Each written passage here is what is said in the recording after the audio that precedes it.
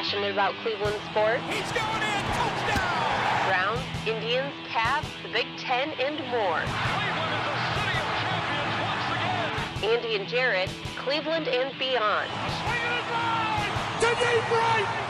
Here are your hosts, Andy Billman and Jarid Watson. Hey, it's Andy and Jarid, Cleveland and beyond. He's Andy Billman. I'm Jarid Watson. Thanks for tuning in this week. Cleveland Browns. The Browns are heading into a Sunday full of landmines against the Tampa Bay Buccaneers, where it's a game earlier in the season I would have told you that I can almost guarantee they're going to win. And now that we're at this point in the season, between injuries and some really sloppy penalties and a run game defense, a run defense that can't seem to stop anyone, I think that the Browns, their chances of winning this game in Tampa Bay are completely diminished at this point. I'm not confident. Andy, what's going on, brother? No, nothing much. It's glad to be back here. We just did Facebook. Had a little bit of an error, but just want to let everybody know. Now everybody can find Jimmy Hoffa's body. So that's what I've been talking about here for the last 2 or 3 minutes. Well, they missed it. They missed it. They completely missed it. So maybe next time. But yeah, I mean, there's so many places to start on this team. There's been a lot of different directions to go. So maybe what we'll do is start with the Buccaneers. You have a team coming in, you kind of teed it up. Winston's now the starting quarterback again. Defensive coordinator gets fired this week. They've really had a horrible time running the ball. And on top of it, obviously, with the defensive coordinator being fired, they've had a hard time really stopping anything. And on top of it, there's all sorts of changes. Fitzpatrick starts, Winston suspended. The Bucs are in a similar state as the Browns. Actually, I think the Browns are in a better state, if I'll be honest with you, that the Bucs are really going through a lot of change already quickly.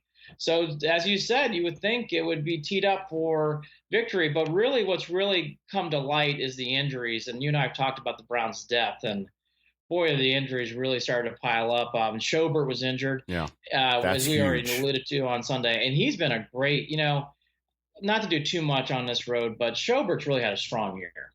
Really played well. He's become the leader. He's calling out the play. Schobert's really taken a step forward on his team. I've been really impressed by him. Yep.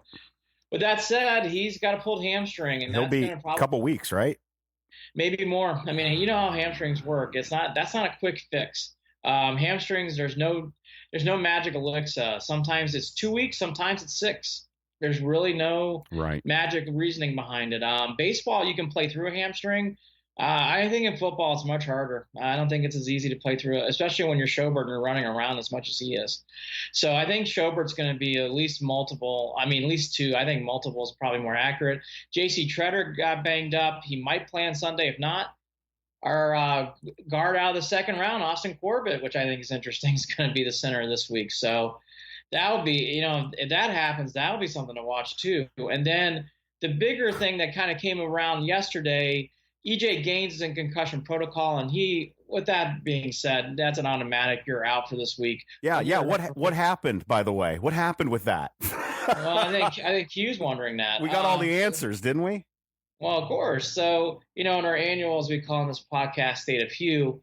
There seems to be some confusion here of what's really going on with EJ Gaines' injury. Before it kind of came out to the press, Jackson alluded to saying, hey, it had nothing to do with practice with EJ Gaines.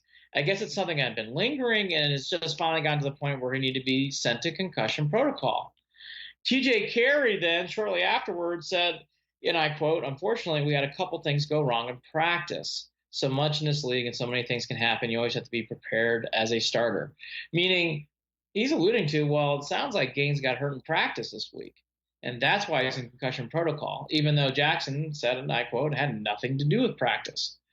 I mean, that's contradictory 101, right? It's black and white. They're saying 2 different things here. So Hugh Jackson, I'll let you rant. That's one last thing. Yeah, go ahead. Hugh Jackson then comes back and says, I don't know what happened. We just came back today, made an adjustment. That's odd. Your guess as good as mine. Oh, well, thank God. Thank God you're the head coach. Thank God we got a guy to go to when we need answers. Thank God. One of 2 options with this, Andy, and we've talked about it. Again. Talking about that. Yeah. Let's see here. Option one, Hugh's full of it. Hugh's not being honest. Hugh's not being forthright with the information. Hugh is taking an issue that he doesn't need to be made into anything, and once again, turning it into a thing, because Hugh seems to have this idea in his head that he needs to keep these secrets, and that he's like this mob boss or something, where he's the owner. Don't worry about it. Fell off the back of the truck. Get out of here, Hugh. That's not how this works. If you would just open up and be honest about small things like this, people wouldn't say the things about you that they are saying. Because the other option is, you don't know, you're incompetent. Yeah. How do you not know what's going on the field with your players, even off the field, considering you're the head football coach of the Cleveland Browns? How do you not know what is going on? Both of those options are BS. And like I've said before, I try real hard to make sure I don't have to click the explicit language box every time I post one of these podcasts. Today is the closest to clicking it that I have felt since we started. I am tired of Hugh's BS. I'm tired of him acting like he can just go out there. You know what it reminds me of? And this is probably why I got so angry with Urban Meyer, because he pulled the same garbage that Urban tried to pull with the not knowing anything with his offensive coordinator. Right.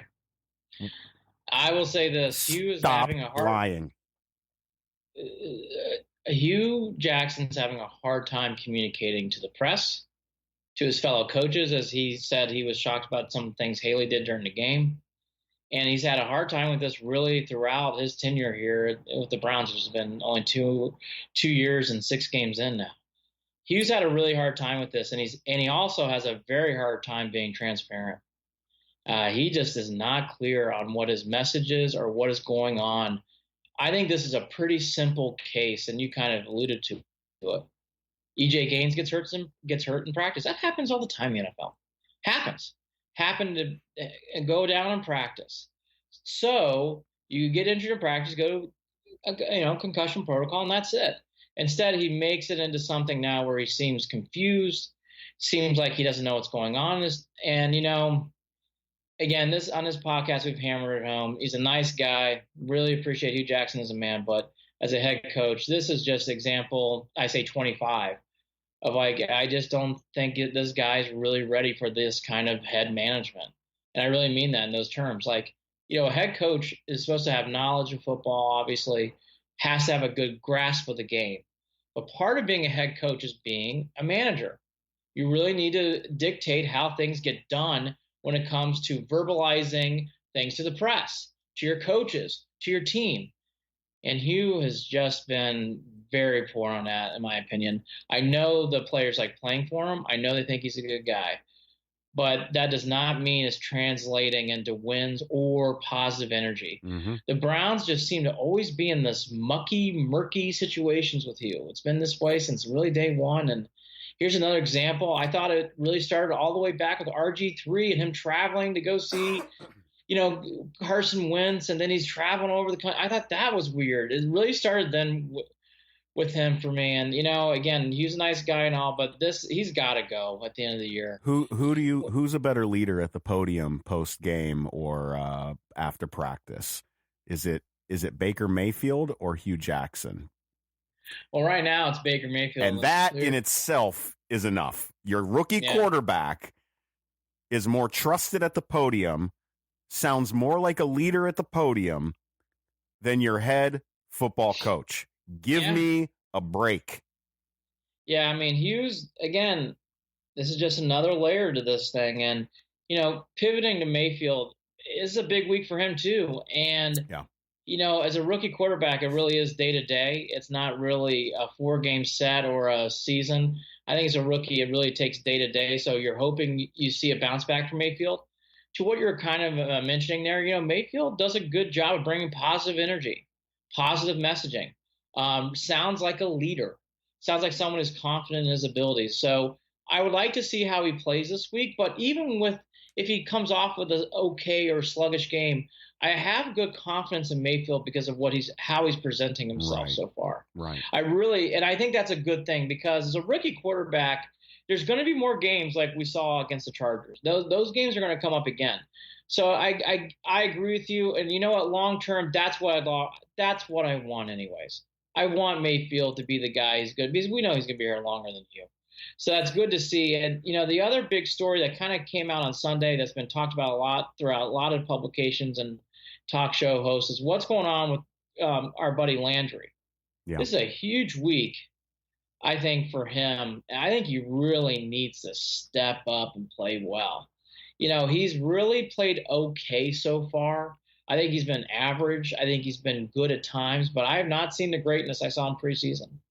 I'm not seeing it. And where do you think that comes from? Because it's not even just in his play, but I mean, even the swagger that he came into the season with. If it feels like he might even be down on himself or frustrated, which isn't a good sign if that's the case. I think he got too wrapped up into that. I've seen him really jawing with a lot of people this year. I think he needs to just focus on the game. Focus on what's going on ahead of you. Don't worry about what these other guys are saying or what other people are doing. Focus on you, focus on Mayfield, focus on what's on the team. I think he needs to relax. I think he's trying to carry not only himself on the field, but this persona he created through Hard Knocks. Right. And I think he needs to, and he needs to relax on that. Just take a breath, play a solid game, and let those other things handle themselves. Because, as we alluded to last week and again throughout Sunday, and here we are again, the wide receivers merry-go-round situation. Yeah. So Rashard Perryman and Damari Scott get used to their names. I think they're going to be on the field.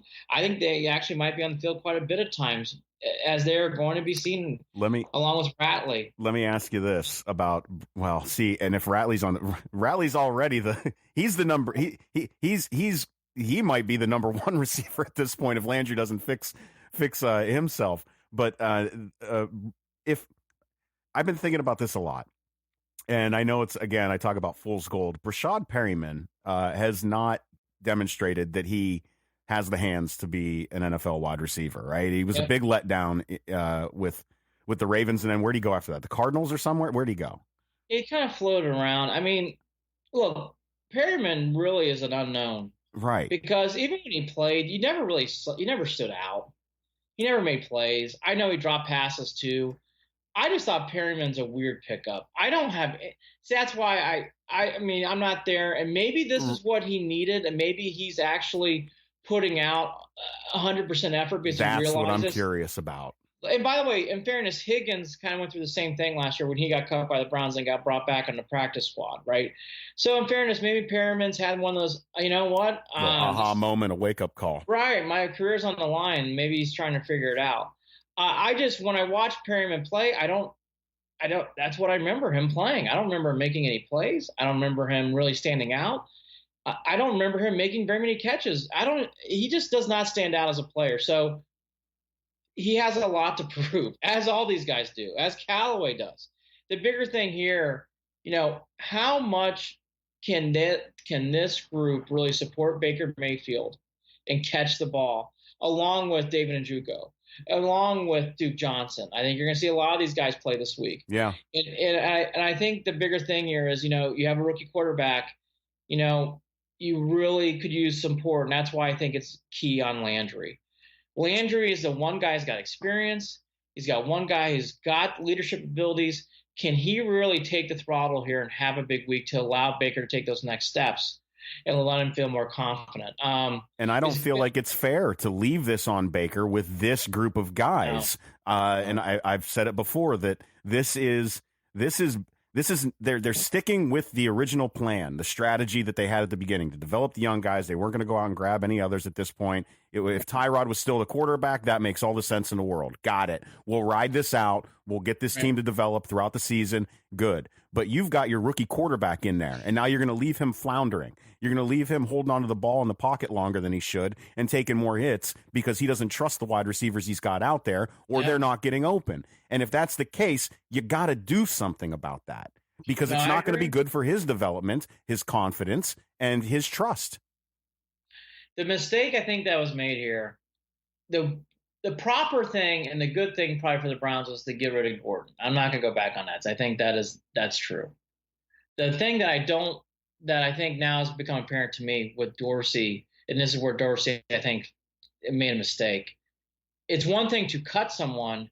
It's another thing to not replace that in some sort of fashion. I'm not saying there's a Josh Gordon out there to be had, but you have to do something to sort of supplant this talent, because this is what happens when you start cutting and getting through injuries. Now you're left with this. And that's where I think the mistake was made here with the wide receivers. And this is the first time I saw Dorsey. And again, he's done a lot of great things. I think Dorsey's a really good GM. But this is one thing I think he's messed up. Do you think maybe that his outlook on that came from the fact that he didn't feel like he was getting rid of anything because he never counted on Gordon to begin with? That was a mistake. Because again, clearly, that was a mistake. Because again, you can say he's a bad apple, and it's easy to cut people. But when you went into the season, you were thinking Gordon's going to provide you with some options and provide you with some talent to win games, right? You were hoping. You have to think that. You'd have to think that. No, anybody else would say differently would be wrong. So when you do that, I'm not saying you have to sign Des Bryant. But what I'm saying is you have to come up with a plan of like, okay, we're taking this away. Who are we going to put in to help out support a young staff of receivers and then Landry? Ratley. And nothing was done. And now you're to the point where I kind of know why Dorsey's doing what he's doing. He's sitting and waiting and picking up Rashard Perryman and signing guys like Scott, because you need to sit and wait until the trade deadline gets closer. We talked about it here on Sunday. Amari Cooper's a guy who's really being rumored. Or Monday. We talked on Monday. Boy, you can tell my third coffee is not something. I'm already on my second. I'm feeling you. Right, exactly. So Amari Cooper is another one that's been rumored about, and it's been picked up by a lot of people. But again, even something like Amari Cooper, I don't blame Dorsey for holding out, because right now the price tag's probably going to be too high from the Raiders. Right. You need to wait for that price tag to come down. And, October 30th will be another busy day. I will say this. I think it's going to be a busy day again for the Browns. I think you're going to see some sort of trade to bring in someone. Or if they don't, I think you're going to see some losses as time goes on, because I just don't – because of the inexperience. That's big, because that's the thing. We don't win this Sunday, and then you're not set up for success for the next four games. They really do need to come away with a win this Sunday. Well, yeah, I was going to bring that up too. I mean, after this week, and by the way, the Steelers are on a bye. So you're going to get the Steelers in Pittsburgh off a bye week. Of course we are. I mean, good luck. I mean, that's going to be a tough game. We don't even need to preview it until on Friday of next week. We can preview it now. That's going to be a tough game for the Browns to win. And then after that, you get the Chiefs. I mean, that's pretty brutal. That is pretty brutal. The Browns have a lot to fight upstream here, Mr. Watson, and I'll tell you, I think again, this is the progression of an NFL season. This game is very winnable. We kind of teed it up. I mean, the Bucs are a throwing team. Their defense coordinator gets fired. The weather's going to be warm. It's going to be hot, but it's not going to be like it was in Miami with the Miami and Chicago game. It's not going to be that kind of dreadful hot. So this is a very winnable game on the road. It's going to be interesting to see how this team progresses after a loss like that. And on top of it, you're finally going through some major injuries. You're going to see a lot of Calhoun. You're going to see a lot this week of TJ Carey, because the other guys, Mitchell's out for the year, and Gaines looks like he's going to be out, probably going to be out for a couple games. And this is what makes me feel like this game is nothing but a bunch of landmines. We look at all the reasons that the Browns should win this game, and we come away with those reasons no longer exist, right? The Buccaneers can't run the ball. Oh, watch. They're going to run for close to 200 yards on Sunday because Browns. The Browns win because they get the takeaways and they get the turnovers. Well, Schaubert's one of those guys who helps with that. He's gone, and your secondary is pretty much diminished to the point where they're just going to struggle to cover guys. So that's gone. There's not going to be the turnovers. What is the other? What other issues do we have that we could have called out that they should have won the game? Because Baker Mayfield's so accurate. Well, guess what? Wide receivers can't catch the ball. So there's the third reason. That you can go on and on of why the Browns should have won 3 weeks ago, 4 weeks ago, not today. I agree. I will say this is a great litmus test for the Browns. because all teams in the NFL go through this. All teams do. Right. The Browns are going through it now. They're finally going through the meat of it. They're facing some real adversity and some real challenges. The next 2 weeks after that are against, again, in Pittsburgh after a bye week, and then the Chiefs. Those games are going to be hard. Okay? They're going to be hard to win. They're going to be hard to watch, let alone hard to win. Well, no, I don't know about that. I mean, I think the Pittsburgh game is winnable still. I do. I think that the Chiefs game is, I mean, unless the Chiefs completely fall apart because of, losing by a field goal to the Pats. I don't know. Right. NFL changes on a dime sometimes. You can have injuries. You can have things come up. So Fitzpatrick's an example. Well, that's my point. I mean, you can go through a lot, but this game, I think, is going to really show what we're in for the final 9 games. I think after this week, I think for the first time, I'll start saying, all right, I think I get a vibe here week to week of what's going to go on, because, you can have other injuries and that's going to happen and players coming in and out, but we're really going to see the guts of this team on Sunday. Horrible blowout loss at home. Wide receivers are inferno. Your best wide receiver has been called out by the press and by others for not playing well. Your defensive leader in Schobert, who's calling out plays, is out with injury for probably a couple games, probably more. And then you're having big secondary issues. And, your special teams are terrible. And here you go. You come walking into the Buccaneers, a winnable game on the road, and a team that's facing similar adversity. It is a great litmus test for this team. And I think it's what makes Sunday's game intriguing more than maybe the Steelers game is always intriguing, but this game to me holds a lot of weight for how the season plays out. There's also been reports that are coming out about if Hugh goes. There's been a couple people being rumored, one being Josh McDaniels, Lincoln Riley. There's been actually one guy who said that sounds like Matt Campbell, the former Toledo coach now at Iowa State, is someone that might be that Dorsey likes. I think these are all names to watch. I don't know what to make of any of these. I never make an assessment. Well, yeah. Well, that's the thing. I mean, I liked Hugh when he came in. I don't know what we can all have opinions over this, over who should take over. Right. But at the end of the day, we're not going to know until, 4, 5, 6, 7 weeks and, or a full season of what you like and don't like with somebody. Well, right. I mean, let's just go crazy. Let's say Bill Cowher goes, you know what, I'm ready to coach again, and I would love to coach the Browns. Well, that changes everything. The reason why I brought that up is because, Gruden did that, and that was really shocking. By the way, I don't think Cowher's going back. No, you can tell he still loves us. No.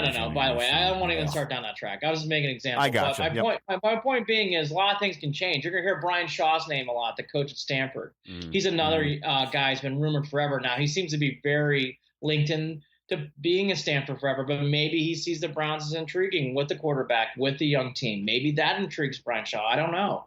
But you're going to hear all these names coming up, and I'm going to piggyback off what you said. Too early to tell. Let's not go down these roads, because on top of it, these things change really hour from hour sometimes. So you'll hear these names. I wouldn't put any weight into it until really week 17 is finished. And then you can start going down these roads. I just have learned too many times at coaches, things change literally from hour to hour. Because Iowa State can run in and do something, or Matt Campbell could get a job offer, maybe at a bigger school in college and stays. Lincoln Riley, the same thing too. So all these things can change really on an hour-to-hour basis. All right, so let's go to some 4 burning questions here on a Friday. Yep. So, we kind of teed it up, but I want to ask you, and then I'll follow. Is this a big week for Landry? Because it's always a big game for Hugh, and it's always a big game for Mayfield, and it should be for those two. And it's going to be a week-to-week thing, but I can argue this week that I think the biggest, maybe the guy who really needs to show up and really play on different levels, Landry. When you hear that, what do you think? Who do you think got all the pressure this week coming into this game? Well, it makes sense, because this is a game where, despite the other shortcomings that the Browns have run into coming into this week, I think that this should be a game where Landry could walk away with 100+ yards and receptions and 2 touchdowns. That possibility's there because it's there for the taking. The Buccaneers don't have a defense that would make me think otherwise. So if you don't walk away with that, then then you didn't even, that would be the average. You know what I mean? Right. Against this defense. That, maybe one touchdown and, I'll even take 90, maybe 5 or 6 receptions, 90 plus yards, whatever. He's got to do something, though. He's got to show up, and he should lead the stat lines for receivers this coming Sunday for the Browns. I think this is a huge game for Landry. I think he's actually going to play well this week. I think he's going to play through. I think another guy to watch who it's really, I guess I should say guy to watch, but I think another person who's been brought up a lot this week who doesn't have a lot of pressure on him, but I think you're going to see more and more Duke Johnson. His name's been brought up a lot this week. We've already seen his numbers go up in the last 2 games. I think there's more Duke Johnson to come as well. And I agree. I hope so. I'm indifferent. I like seeing Duke Johnson in third in bubble screens. I don't like seeing Duke Johnson doing tons during the games. That means that the other receivers aren't producing. For that reason, I got you, but you can't deny his athletic ability. No, I agree. And what he brings to the table. I watched somebody had posted an old throwback video of Kosar to Metcalf that really reminded me of the style that Duke plays, and that's what I wish the Browns understood about using Duke that I just haven't seen them take advantage of in 3 years. No, I agree. I've got another guy comes to mind. This is non-Brown, but Dave Meggett really did that a lot for the Giants. And I agree. But again, I don't want to see Duke Johnson having, I say, 8 to 10 catches. I want to see him more at 5 to 8. I was 4 to 6. I mean, I think that he only had. I mean, that works for me. Well, the thing is, he's in the past he can get a lot of catches quickly. I want to see more Duke Johnson, yes, but I don't want to see overhaul Duke Johnson. I don't want to see him really putting too much on his shoulders. All right, so we're kind of alluding to this, so let's get to it. The second biggest target on the Browns right now, and I'm going to answer this first. Yep. I think the second biggest target right now for everything I'm seeing, and I think this is why I don't think you're going to like this answer. I think it's actually still Callaway. Because Callaway has got the speed. He's got the ability to do things. I think with all the stuff going on in Landry, we should be reminded that Callaway needs to play well for the Browns to win. If he's not playing well with everybody we just mentioned, from the Ratleys to the Perrymans to the Scotts, right, it's big for Callaway to catch the ball and play well. I still think he's the second biggest target on this team. I don't think that's the best thing at times, but I do think that's the right answer here. David Njoku. Yeah, that's another guy too I thought of.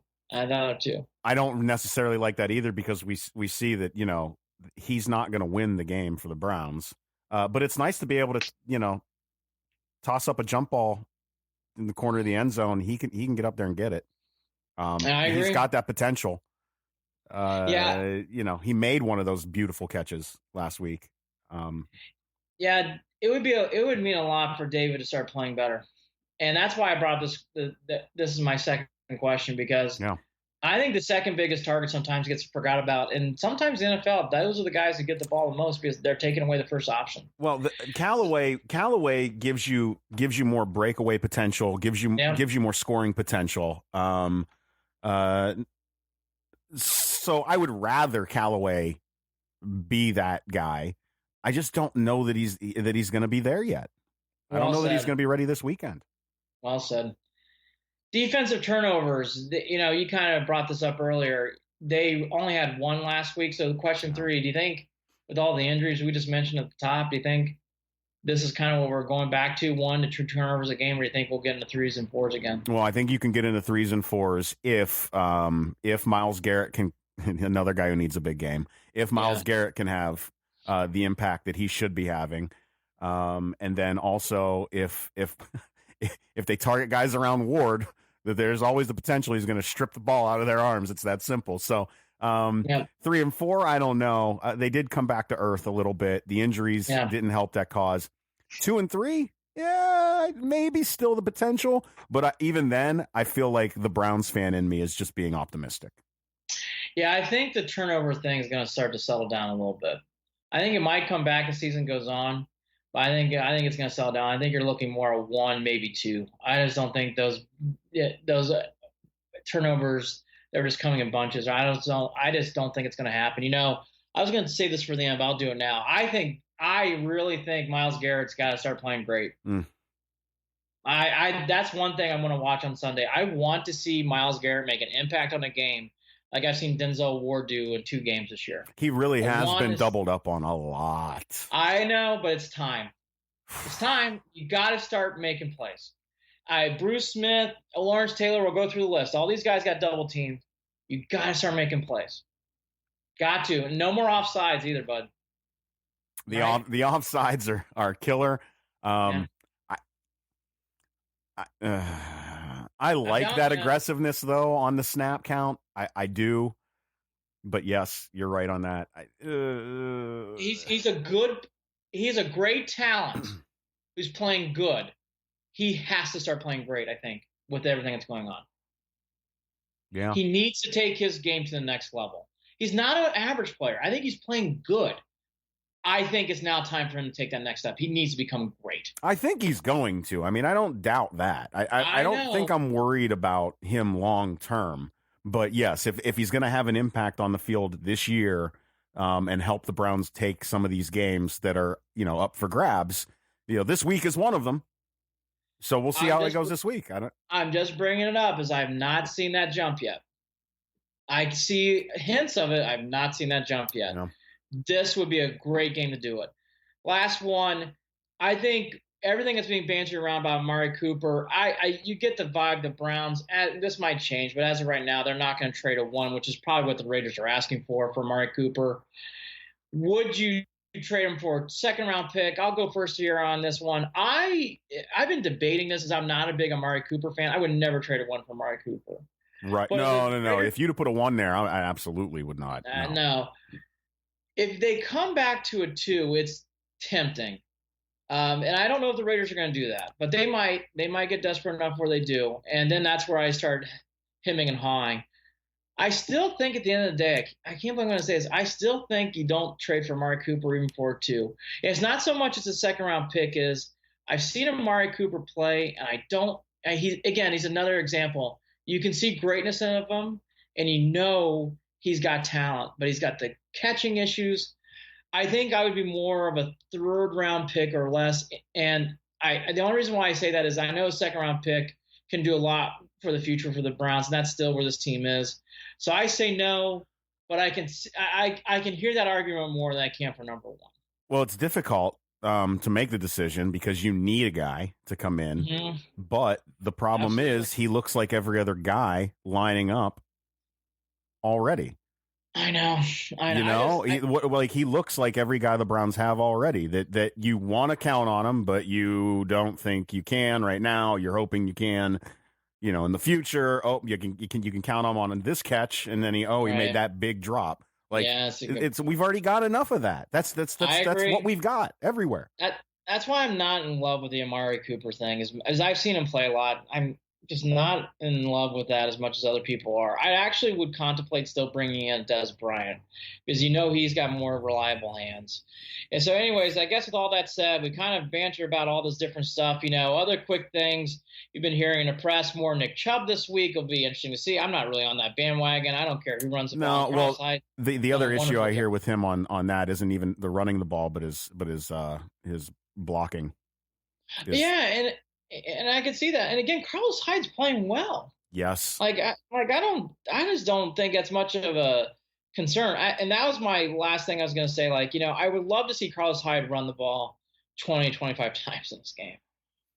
I would really like to see it. Control the clock, shrink this down, because I think that's my last thought on this. And then we'll get to predictions. I would love to see and would love to watch the Browns shrink the time in this game.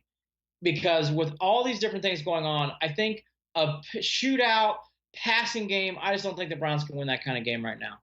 But I think if they shrink down the game, focus on, instead of time this game going 3.5 hours, 2:45 to 3-hour game would do the Browns so much, I think, positive in getting into a win. I would love to see them rely on Carlos Hyde doing things to take things off the shoulders of the Mayfields and of the wide receivers and really give him the ball to run. I think that this game could be winnable if the defense, I expect Greg Williams to come with a lot of pressure this game because of the possibility of it being a shootout. And the reason I think that they'll do that is they can make Winston make mistakes. If they can do that, that changes that will, if they do get him, not just to force turnovers, but to also just the incompletions, the rushed passes, whatever it is that they can do to screw with Winston's head is going to be defensively what can win that game for them. Because other than that, I don't know what else to count on. Again, though, they do that, you're opening yourself up to the rush. I don't know.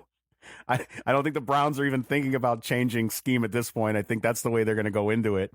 And that's going to be the difference maker. Because offensively, as terrible as they are on the other side of the ball, not as terrible, as hurt as they are on the offensive side of the ball right now, the Browns still can put up points, I think, against this Buccaneers defense. There's no question. There's going to be openings. There's going to be chances for them to win. I know you and I have talked about this offline. I am now hemming and hawing on who to pick here. This is a tough game. It's a litmus test. I thought you knew. I really want to take the Browns. Oh hell. Okay, I'm going to take the Browns. Whoa. I think they're going to win this game 24-17. I think the over is 80. I've been heard this week. I think that game goes in the 30s. I think Tampa Bay wins. I just don't think the Browns right now are ready to win that kind of game. I think if it's in the mid-20s, they win. I'll take the Browns on that. I have this second week in a row, no read on this game. I think I'll be ready to go after this week, though. I think I'll be much more ready, prepared to say, here's what I think week to week on the Browns. It's just so hard to read this team coming into this week with everything that's been going on. Talk to me an hour and I'll take the Buccaneers. But right now I'll take the Browns. I'll take them 24-17. I think they'll control the ball and run. And I agree with you. There will be opportunities to make plays with the Buccaneers defense. I think that this game turns out to be a relief for all of us as Browns fans. I don't know why it hit me all of a sudden, but I feel like by the fourth quarter, I don't feel like mentally. That's the one thing that I think that the Browns definitely have an edge on too, is that they're mentally tougher at this point than we've seen them in previous years.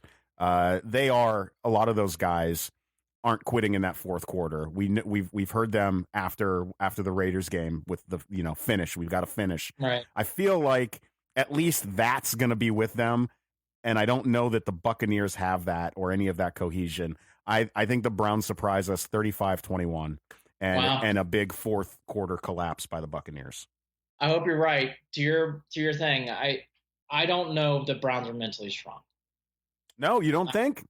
I think if you take Hugh out of the equation, that those guys, I don't know. Well, they want to be. How's that? Okay, all right, I can buy that. I feel like it does for me. It goes back to Hugh Jackson again. I don't know that. I feel like he's holding them back at this point. I would say the last thought, then we'll get to around the week. I think this would be a great week for Haley to really shine as a play caller. I've not seen it yet in 6 games. Yeah, there's that too. I've not seen it in 6 games. Oh, I wasn't even thinking about that. I've been sadly disappointed by it, so we'll see. But I'll finish up. I think this is a great litmus test for this team. Yeah.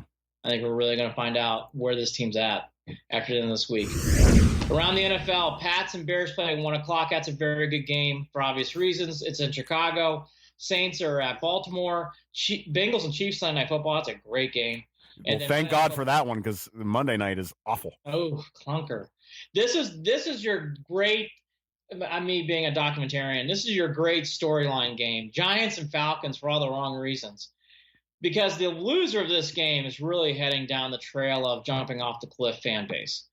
The Giants and Falcons, what a big game. It's such a big spot. Both teams with only one. Oh, wait, the Falcons beat the Buccaneers, so actually they got 2 wins. But really the Falcons can get back in the playoff hunt with this win, and they are thought of as a playoff hunt team. If they lose, I think it's more despair, and the Giants just need a win. Boy, they just need a win in the worst way. So I agree with you, but kind of a clunker. I don't think they're going to get it. Giants are not going to win this game. I'm calling it now. I'll say this. The Giants have a knack with Eli Manning to win games they're not supposed to win like this.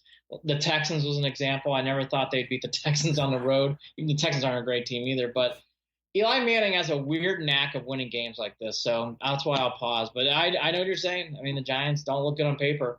Last week I was 1-2-1 on my picks, so I'm going to do them quickly because I want to get to the Cavs. Yeah. Cowboys and Redskins. The Redskins are only a 1.5 favorite. I'll double down. I thought that was an aberration game. I was so wrong about the Jaguars last week, but I'll take the Redskins in this game. They're a 1.5 favorite. Rams and Niners. I'm tripling down the Rams. I love the Rams. This is their third road game in a row, and yet I'm still going to take the Rams. The Niners are terrible. And then the Lions at the Dolphins. I was really perplexed by this. I always try to take one underdog a week.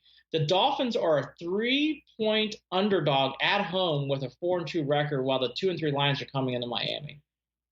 What does Vegas know that we don't know, Jared? I don't know. Yeah. I was perplexed by this line. I'll take the Dolphins and the 3 points. And, I think it's just the Dolphins. I guess so, but I was perplexed by that. The Lions aren't that great, but anyways, Redskins at home 1.5. Rams again 9.5 on the road against the Niners. Niners are terrible, and then Lions at Dolphins. I'll take the Dolphins plus the 3 at home. Plus three on that, and that's your NFL.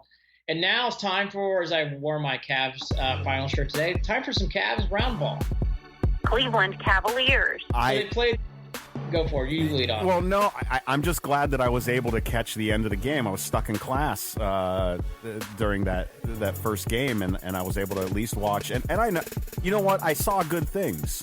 Things that made me realize it's going to be watchable basketball, which is all I asked for. So go ahead. I didn't mean to jump on it over you. No, you didn't. I think you're right. I think, I'm glad I heard Brian Windhorst say it. I felt the same way he did.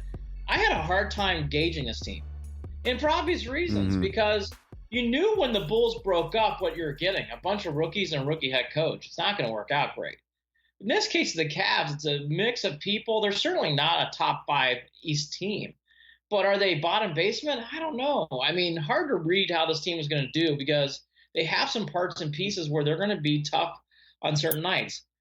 Here's the thing. They lost by 12. Obviously, everybody knows that by now, but here's some things I kind of took away from this, and then things to keep in mind. Yeah, I've got. I think the overall thing, and you and I kind of talked about this through texting, hard to really say what the Cavs still are because they played Toronto, who's definitely a top 3 team in the East, on their opening night with Kawhi Leonard showing up. I mean, that's a hard game for the Cavs to win. They didn't get blown out. They lost by 12.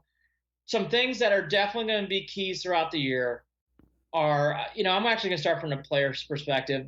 And it's not surprising. Kevin Love's going to really be focused on a leader on his team. Right. And his first matchup, just the wrong team. They have great bigs, and I think that at times got Kevin a little frustrated. I thought he played okay, but again, that's not the greatest matchup for Kevin right now because teams are going to start focusing in on him, and he got exposed as he does at times on his defense. With that said, I think from what I already saw and we kind of already knew, they're definitely going to be relying on Kevin a lot this year, and I think that's going to be a good thing as time goes on.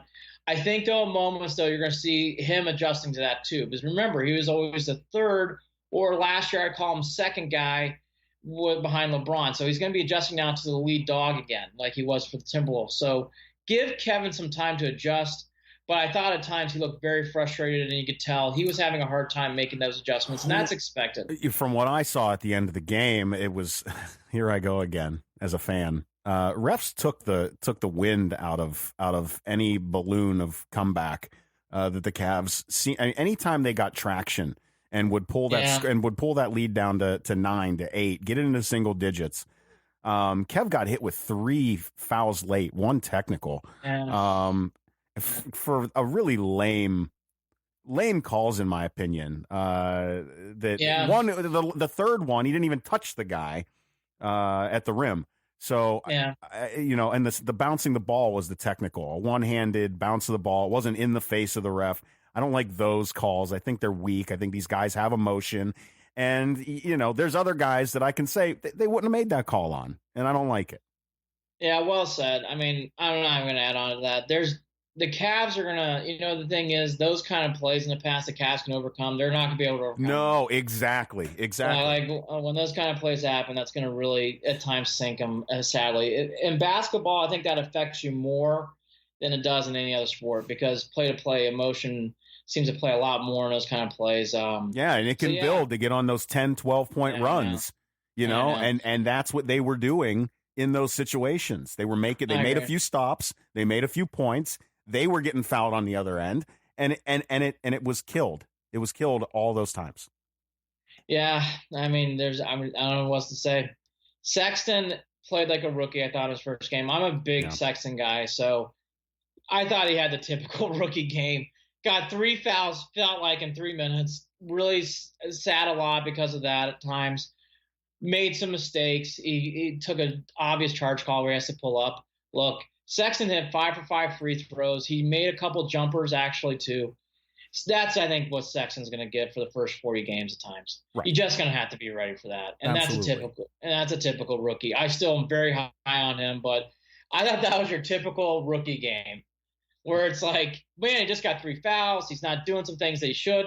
But if you look at deeper into things, the thing, again, I'll highlight with him, I was just applauding, like, hey, if you're going to make 5 out of 5 free throws the way you play, that's great because you will get fouled as you get better. And if you can make your free throws, that's a huge plus down the road. So that was the one thing I took out of Sexton's play. I loved seeing him hit free throws. I thought that was a great thing. And again, it's a little thing, but those are the things down the road, once he learns how to jump stop, once he learns how he does have the inside and he can penetrate to the hole, Jared, I think that's going to be a big plus for him if he keeps making free throws like that. Yeah, I'm not worried about him. No. And I think that could be what launches the Cavs into that 8-7-6 spot at the end of the season. I agree. The Cavs are definitely, they're not Loyola Marymount from the late 80s, but they're definitely playing fast tempo. This team plays really, really fast. I don't think that's going to change in the near term either. So the one thing that I would take from that is, and I texted this to Jared, I actually didn't think their shooting was terrible. What I couldn't get over, and it's just one game, so it's not worry about it too much, but they missed a lot of short shots by the rim, a lot of layups. Even in the fourth quarter that I did catch, there were some in and outs. Here's one that stood out to me though. I don't think that the entire time that I saw in the fourth quarter, and I could be wrong, I didn't see JR out there. He's injured right now, not playing. Did I not? I didn't even know that. I didn't realize he was injured. By the way, good thing I do a sports podcast about Cleveland teams. I just want to not to get too sidetracked. NBA injuries are the most hardest things to read about online because I tried to see what was going on too with Larry Nance Jr. and was really having a hard time getting a read if he's going to play tonight or not. But anyways, that's for a different day. JR is injured right now as well, but this team is going to play 10 deep. That's the other thing I definitely saw. Let them get them all out there. They're going to be playing, and did Jetty finish with a double-double? He had 9 rebounds in the late in the fourth. I didn't see the very end, so I don't know if he got one more. Yeah, I thought he played nervous at times too. I thought he played like a rookie at times. Right. I thought he did some things that I was not expecting him to make. And again, I think that's just part of this Cavs thing. The Cavs didn't get like a Dallas Mavericks Phoenix Suns home game. They got right out against the Raptors. And they're playing the Timberwolves on the road for Jimmy Butler's first home game. Those are tough. We're forgetting too that we talk about the Cavs finding an identity, and we're talking about these players, and we're talking about them, rotating 10 guys through, on the floor. Let's go back to where this all gets orchestrated from. Is Ty Lue? He's in a situation where he's learning a completely different team as well. And figuring out, he's got a coach now, Andy. Weird. Well, there's no doubt. I was going to leave that alone for today because I actually want to see 20, 21 games in to get a vibe. Sure, absolutely. Absolutely. Yeah, I think the comment was mainly just to say, let's not forget about him. I agree. We can't. You can't. It's just hard to. It's just one game. It's so hard to read how that's going to play. But I agree. I think it's something to watch this year too. The only thing I saw as a negative that I was surprised about was I thought their defense was not great. I know when you play fast tempo, you're going to give up points, but I thought even when they were getting back, I thought their defensive positioning was terrible at times.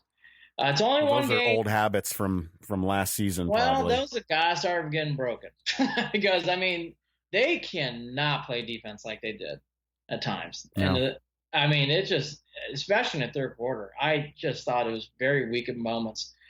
Again, it's one game, so I won't worry about too much. But that's the one thing I saw where I was like, thought that we'd be better there, and we're not as good as we're not even to a average level. Defense has to get better on this team. If they do not play defense, you're looking at low 30 wins, high 20 wins. I mean, that's how big of a difference I think you see on this team. So that's the only thing that I really want to see with this team is better defense. And I think Love getting adjusted, Sexton getting adjusted, I think those are the things I really took out of it. Like, did any other player stand out? I think that's the other thing I wouldn't call a concern, but I didn't really see anybody else stand out during the game, if I'm being honest, Jared. I didn't see anybody that I was like, oh, Chetty Osman looked good here, or hey, I saw good things out of Tristan Thompson tonight.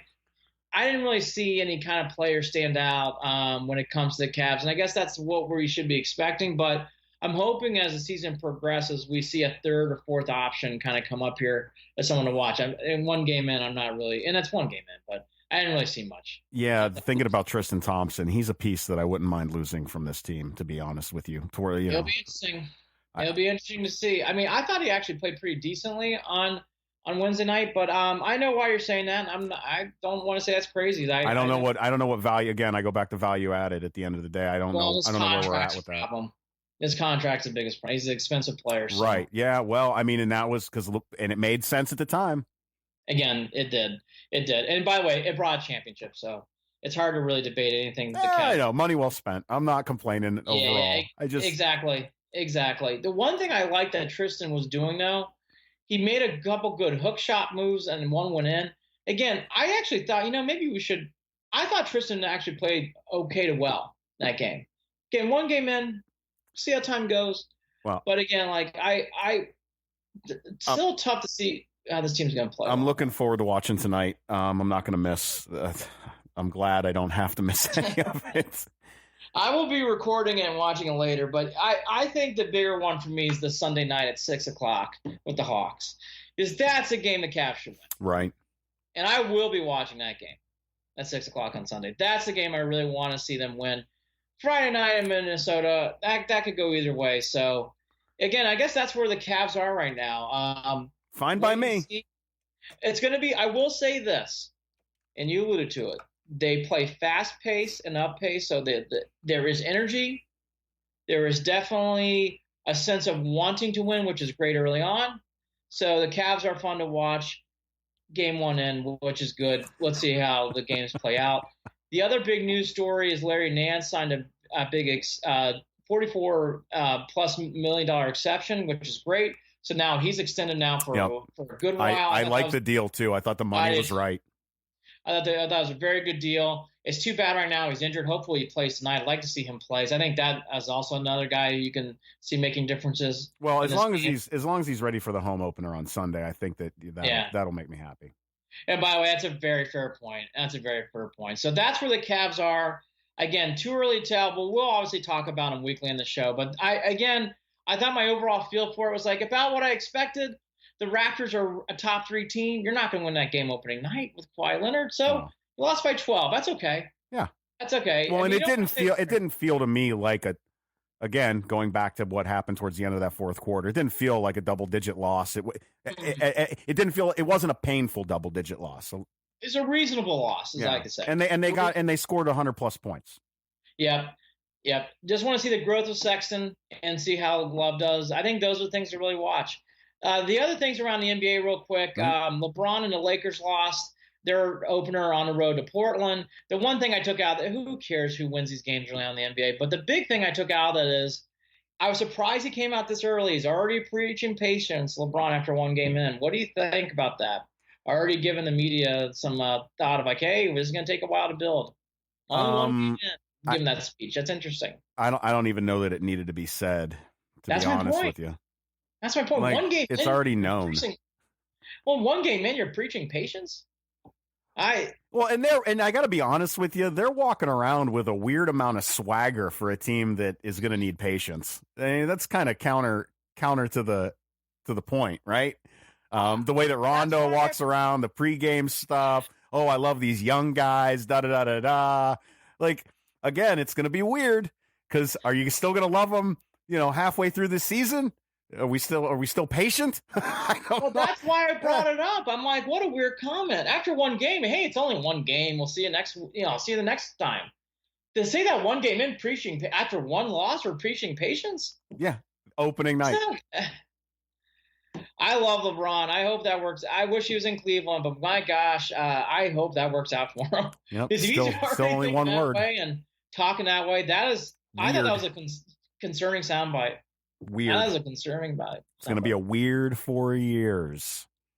Weird 4 years. It's already weird in game one. Again, I was surprised by that comment. I more to come, obviously. Only one game in. The other thing I took, you can go through all the scores and look at all the highlights and check them online, obviously. But the one thing, we all knew this team was going to be good. But the reason why I bring him up is Kyrie did not play well, and the Celtics still won comfortably over the Sixers. Right. I think the Celtics might be the one team, even more than the Rockets, that I can see giving trouble to the Warriors in a playoff NBA Finals, obviously, with the Celtics. I was really blown away by, I'm like, well, if Kyrie shoots like that and they're winning that comfortably at home, makes you wonder. Great. Like we need one more reason to give Boston fans. I know. And by the way, I don't think the Celtics either. Yeah. But I just want to observe. I thought that was, out of all the things I saw on the court, that was the one thing I was like, that's an interesting game one from the Celtics. Because Kyrie missed everything. He only made two shots from the field. And they still won and played and won comfortably at times. Yeah. And that's an interesting – Celtics are the one team, now that I'm looking back at it, I was wondering if it's going to be the Warriors with 2 or 3 gaps. Now I think it's the Warriors with 1.5 gaps. I mean, I think the Celtics, as the season goes on, it'll be interesting to see how they progress throughout. And again, I am with you. Anytime that kind of stuff happens, it's annoying. It's the Celtics and Boston's annoying when they win. But I got to be truthful. I thought that was an interesting statement they made going into that. And now on to college football. Ohio State football. Big game this week is Ohio State playing against my Boilermakers on Saturday night, ABC 7:30. I'm actually going to have you discuss this first. It's strange times in Ohio State as Bosa declares for the draft. You're a Buckeye fan. What did you think of this with Bosa? Wow. I don't know that emotionally I didn't react. I think I was kind of shocked. But as soon as it set in, I started thinking about it. It makes sense for Bosa.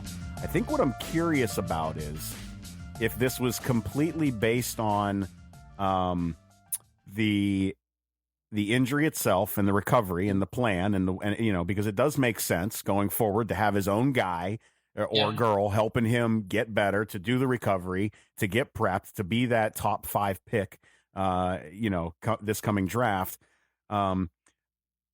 With all that said, I can't help but wonder if in the back of either his mind, mom's mind, dad's mind, some of the stuff that went on earlier in the year with Urban has anything to do with a decision to kind of clean his hands, walk away, and just prep for the NFL.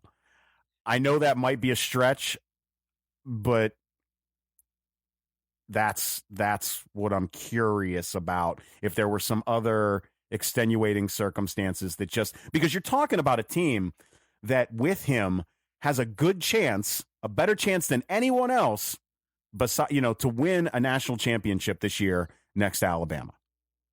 I would say this to what you're alluding to. I do think it's a stretch, but I don't think it's crazy because there's been a lot that's gone on at Ohio State this year. It's not been a simple year for the Buckeyes.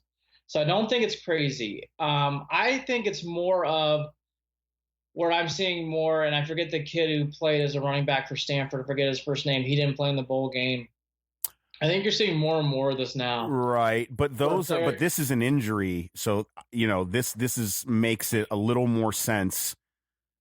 No, that's what I mean. To why he wouldn't want to re-injure. What was it? Wasn't it Ward? Didn't Ward not play in the bowl game? He might have. I think to the bigger point, and to what you're kind of saying, Bosa had a very serious injury. So even if he comes back, he's probably not coming back until towards the end of the year. So I think part of it is he just says, let's just scrap it and go all the way through. The one thing that I've already seen, keep our eye on it. I have not seen this help any player so far transition into the NFL. So I've seen this strategy used. I've not seen it really pay off. And my example, it would be the running back from LSU who's currently out for the Jaguars. And again, his first name escapes me all of a sudden too. But my point being is he sat out the bowl games. He was worried about his injury status going into the NFL draft.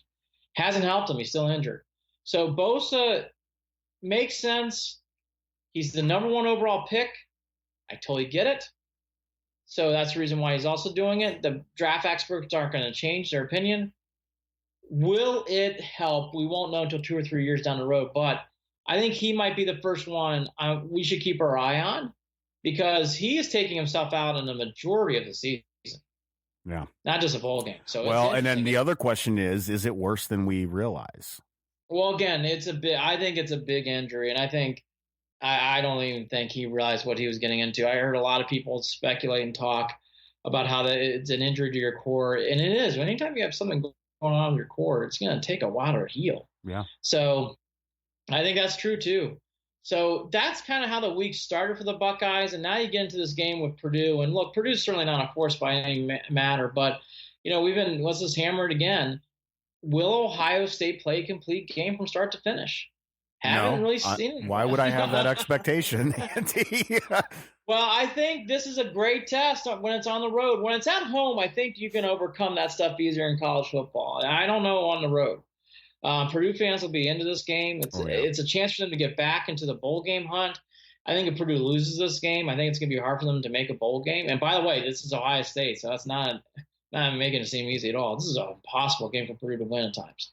So, Purdue's going to be fired up and ready to play. Well, let me ask you this: offensively, what are we looking at with Purdue when it comes to passing game, and because that's all it takes. Again, this Ohio State defense gives up big plays and gives up a lot of points early. Blou's had a really good last 3 games. He tore up Illinois in the last start, played well against Boston College, played well against Nebraska. So he's had a 3-game stretch now where he's really starting to hum. There's a fantastic freshman for Purdue named Moore, and he's going to be a star. I think he could actually be in the Heisman running by his junior year. I think he's an absolute stud. Herb Street talks about him too. He's a very, very talented player.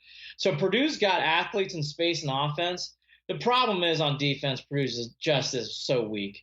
Really, if Ohio State's focusing on point, they're going to score a good 30 to 40 points in this game. Purdue does not have the athletes or the experience to handle it. But Purdue on offense can score, and they can run the ball. So they're a lethal threat. They have a confident coach. Brom's very confident in these spots. He does not shrink to the moment. That, I think, is a big factor in this game. When you have a coach who's not afraid to, take on a task, and Brom's that kind of coach, I think it really helps in these situations a lot, especially in college football. I think it helps out a tremendous amount. So I don't think Purdue's going to shrink from the moment. I think going back to Ohio State, I think this is a big game for Haskins. We talked about some of the Browns players. This is the big one for Haskins now. He's played good at times, but you can see the talent level where he could play great. And I haven't seen that jump yet. You should talk about it more than I should, but I think this is a really big test for Haskins. Well, I don't think play great and make that jump into that next level. Yeah, I don't expect anything different this week again, though. I mean, that's the thing. We've gotten to this point where, he's going to throw close to 400 yards, if not more than 400 yards. And a part of that is because, again, that run game. I don't know. I don't understand what. I really am just confused about Dobbins, and I just don't. I don't know. I don't know what it is. Yeah, and they're not going to. This is a weird offense to see Ohio State running. Really very strange over the past decade. Yeah, very Texas Tech like, where it's very throw, and they do try to run, and when they do running plays, it's either 1 or 2 yards or a 30-yard touchdown. It's nothing in between. They don't get 4 or 5 yard gains at all. I know you're alluding to. I think this is I'm telling you, I think it's a big game for Haskins. I think I have seen his talent level. I think he could really make the jump. I think he's got the talent. I think this could be the game where he makes that jump. I think it's a great setting for him. It's a second road game. I could see Haskins really playing well. And again, Purdue's defense is not strong enough to stop this kid if he gets hot. There's not. It's not Penn State. Well, then it's going to come down to Ohio State's defense.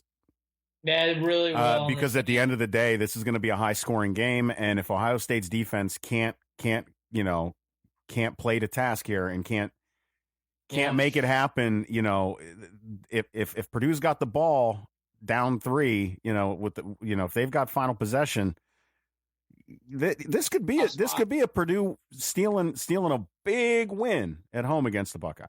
Oh God, I hope you're right.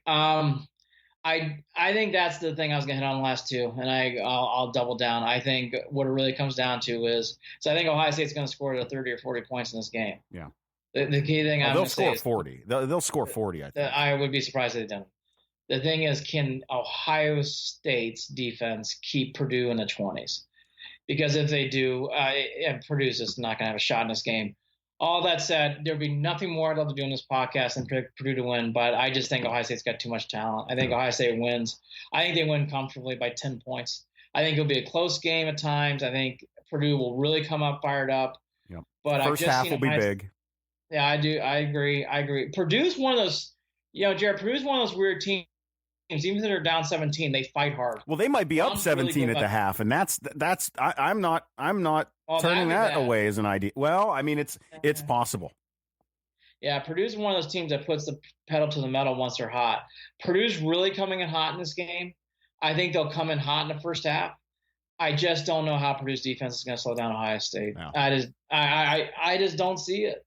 I just don't see it. I hope I'm wrong in that case. I'd love to see Purdue win, but I just don't see it with those kind of athletes. And they've not been playing teams that have had good athletes like this.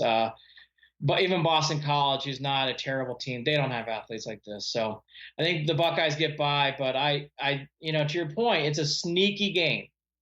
If you don't, I will final note on this. If Ohio State doesn't show up, Purdue can beat them. Yeah. If they do this stuff that they do the stuff they did against Minnesota, I think they will lose. But all that said, I think Meyer's going to remind him about the Iowa game, remind him from last year, remind him about the Minnesota and Indiana games the past 2 weeks. And I just think he'll have his team ready to play and get up. No Irish this week. So the other games to watch, Michigan State, that's a huge game. That's at noon on Fox, early start there. NC State Clemson at 3:30. That's a great – and for people who don't know, NC State's undefeated and ranked 16th in the country. They do go to Clemson, but that's a sneaky good game at 3:30. Mississippi State, LSU on this death march of teams. They play at 7 o'clock at ESPN. And then I think the other thing to watch, I think Alabama's going to win, but to see how Tui plays off his knee injury. That's for later and down the road stuff, but I think that's something else to keep your eye on this week. Alabama, they're going to do what they're talking about doing. They need Tui to be well. I don't know if you can do it with Jalen Hurts.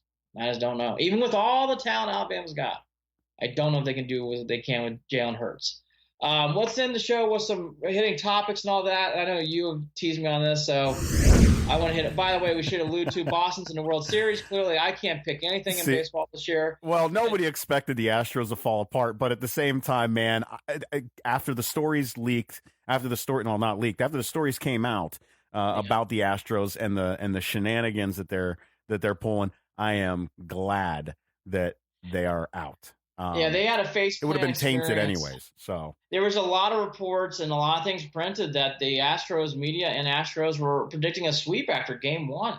I'll repeat, they were predicting a sweep. So the Astros, I don't know what happened. I think they got overconfident. I think what was going on with the controversy about stealing signs, which, by the way, that's not a new story. I try not to. It's fascinating. All these teams do it. So it's hard to read from day to day about what – it's like when people complain about Donaldson going to the Indians. I don't know. Baseball, that stuff's been going on forever. So I try not to read too much into it, but the Astros definitely got themselves in that mess. But, kudos to Boston. They overcame it. And for how much I dogged this guy in the past, I thought David Price had the biggest start of his life last night and really came through. Yeah. What about this? Some weird stuff going on with this Dodgers and Brewers Series 2. Fans getting angry, and bullpens not showing up, and Whatever. Look, here's where it comes down to with the real quick. LA fans being the worst. Oh, whatever. Okay. Well, it sounds like some people are a little irritated. Their cheese might be a little curdled. It doesn't taste as well when you start losing games. I mean, I like the Brewers. I'm rooting for them, but come on. Let's calm down. Fans are annoying when your team's losing. All right. Right. Talk to someone who knows. I mean, right. We look. We wrote the book on it. Right, exactly. So let's not go there. But here's what I would say about the Dodgers and the Milwaukee, and I want to get into this a little bit. The Milwaukee Brewers are definitely taking a lot of pages out of the A's and out of other teams where they're going through this analytic pitching, analyzation. And, I thought the big game for the Brewers is Game 4 because I felt in my heart, Mike, if they don't win that game, I don't know if they can win again because they stressed out their bullpen too much. And I think that's what you're seeing here again. I have been surprised. Baseball's been around forever, and there's a reason why starters start and relievers relieve. Because if you don't do it this way, you have no length, and your relievers get exposed. Part of the strength of your relievers is you don't see them every day. You can hide them because your starters take over. That's part of a strength to a reliever to me. It's not because they're fantastic. They are fantastic pitchers at times, but if you keep seeing a reliever, there's a reason why they're relievers because they're not strong enough to be a starter. Yep. So I would always keep that in mind, people. And I thought what the Brewers did in taking out, Wade Miley after one batter, that's insane. I think that is so stupefied. And I think that's going to, in a way, even though I'm cheering for the Brewers, I'm kind of glad that blew up in their face. Because it's like that stuff will not work. It sets a weird tone. It set a weird tone for that game. And again, in baseball, you have to have length. Now your relievers have been stressed. Now you're coming home, and all your relievers have pitched a lot of innings. Yeah. It's tough. It gets hard. And to the bigger point, which has been talked about, and I was wanting to lead this charge, but I think I'm one of the bigger baseball fans out there, and even I'm having a hard time getting into these series right now. These games are way too long. They do not – they're just you talk about the analytics, you talk about the moves that we could even talk about the Indians making their moves with Bauer and all that stuff. What we keep forgetting is analytics can only take you so far because we're not computers.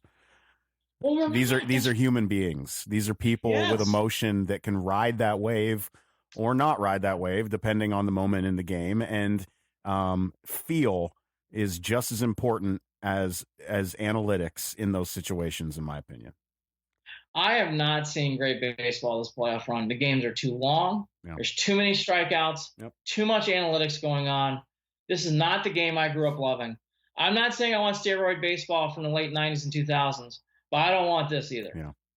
This is we have pendulumed way too strong. This is not for this podcast today, but I'm going to hit this when we have a slower day. The game of baseball has to be very concerned because I think they're starting to lose fans drastically again. After they got all this momentum from Cubs and the Indians, and they got some more momentum from last year's World Series, which was a wonderful World Series between the Dodgers and Astros, I think all that's been washed away. And this is with the Red Sox and Dodgers winning and going to the World Series. There's been no momentum this year. These games are too long, to what you're saying. These are humans. These aren't computers. I just have not seen good, clean baseball, and these games are boring. Yep. They're boring. And I love baseball, and I don't mind pitcher's duels. These aren't pitcher's duels. These are analytic duels. Yeah. Let me repeat that. These are not pitcher's duels. These are analytic duels. I don't want that. I want players. I want contact. I want motion. And I'm not seeing that. And these games have to speed up. If they don't start getting a speed clock going, Jared, I think this sport's in big trouble from years to come. Well, you got to wait for it's almost like you want a purer form of baseball, but the purists are almost ruining it because they want to, you know what I mean? Like they're almost getting in their own way. You got to wait for them to go away. I don't know that that's going to happen anytime soon either. Hell, I grew up playing baseball. I played college baseball for a short time. I love everything about this game. I spent 13 years of my life. I knew more about baseball than anything else in my life. Baseball got me through the hard times. It helped me through the good. Like every last bit of my being as a teenager and in my early 20s was about baseball. And I will say that after saying all that, I am even open up to the crazy ideas of of doing whatever it takes to cut the time down, whether it be cutting innings down, cutting whatever. Cutting the season to 100 games. I don't care whatever it is. You got to do something because it's monotonous too. It's not changing. It is only getting worse. They're not using technology to their advantage. It almost slows the game down even more sometimes when it's supposed to speed it up. I don't think they know. I don't think they have a plan, Andy. There is no plan. It's out of control. They're not being. They're like looking at Sears or JCPenney's or any of these box stores, and they're not reinventing themselves to survive in the digital age. That's probably a terrible analogy, but the point is you know what I mean? These are companies that should have been thinking ahead and they weren't, and now they fall behind. Whereas you look at a Walmart this is what happens when you think ahead. Oh, this is becoming a thing. Oh, this is becoming an issue. How do we solve this problem? Let's get ahead of the problem. And that's what's saving big box stores like Walmart as opposed to other organizations in the coming world of Google and Amazon. You know, if you're not preparing for the future and what needs to be done for the problems that are coming up down the road, then you're going to fall on your face. You're not thinking ahead. And I don't get it. Baseball has been avoiding this issue for 5 years now, at least. Avoiding it. Boy, it's a cannonball of problems. I mean, this is out of control. I've heard this from many people, and I believe it. I know people that work in the game, and what's Tim Kirchin say? Again, this is a huge problem for this game. And again, I don't want to. This is not pitch. I don't want to hear about pitchers duels. These are analytic duels right now. Yeah. I don't want analytic duels. I don't want it. I want baseball again. Like, this is not baseball. Sorry. And again, the pace of these games, even for someone like myself and Jared, who are older, in their 30s and 40s, I don't like it. I don't want no, and nickname on the jersey night isn't going to fix baseball's problem. No. That's not their problem.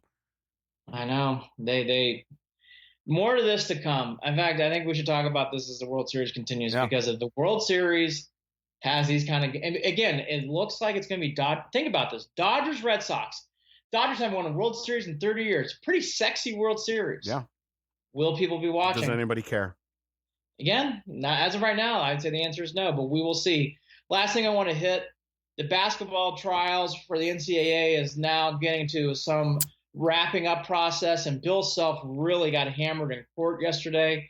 This Adidas executive, James Gatto, his defense attorney, really acknowledged some information about Self knowing about payments, was heavily involved in planning and conversations with his current player, D'Souza. I'm telling you, I know college basketball sometimes is off the radar. That was a story at a time where there's a lot of other sports news going on. That is a huge revelation. That isn't a guy who's in the sport. That's a defense attorney. Well, I've got some catch up to play on this story too, and it's the type of story that I feel could get its own episode too. Oh, this more to come on this. And again, this isn't Kansas Tech. This is Kansas. Bill Self. This is a huge story. Yeah. Huge story. More to come. I agree with you on that because I when I read that story this morning, I was like, wow. Again, that's a defense attorney who's talking in a court of law. It's not a rumor. He's not trying to bring that up to stir conversation. He's talking about because it's factual. Folks, that is a damning story for Kansas in college basketball. Damning. He's Andy Billman. Oh, no, I jumped over you. I thought I hit the moment perfectly. You know what? I thought I timed it perfectly. You know what? It's my fault. That's two It's my fault because I still have to figure out how to get a second camera. What people don't realize is when we broadcast live and do this, we're doing it over Skype, but my camera is utilized so that you guys can see me on Facebook. So Andy can't see me. So it's my fault, Andy. Well, two quick things. I really hope the Browns win because I think, to what you're alluding to, I think this could cause a train wreck of losses if they don't. And then, again, I think we kind of peered around it. For people who didn't watch, the Cavs are fun to watch. It's not baseball here. It's entertaining. I see some stuff that's going on, but you need to be patient. I don't know if you're going to see wins right away. That's my final thoughts for today. He's Andy Billman. I am Andy Billman. I'm Jared Watson. This is Cleveland and Beyond. Thanks for tuning in, and hopefully we'll be back on early next week celebrating a Cleveland Browns victory and maybe even a Cavs win squeezed in there Sunday too. So take care, Andy, and we'll talk soon.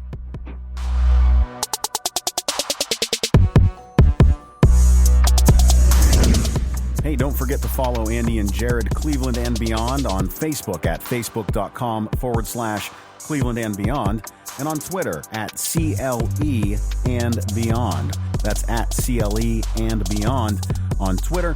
You can also shoot us an email, andyandjared@gmail.com.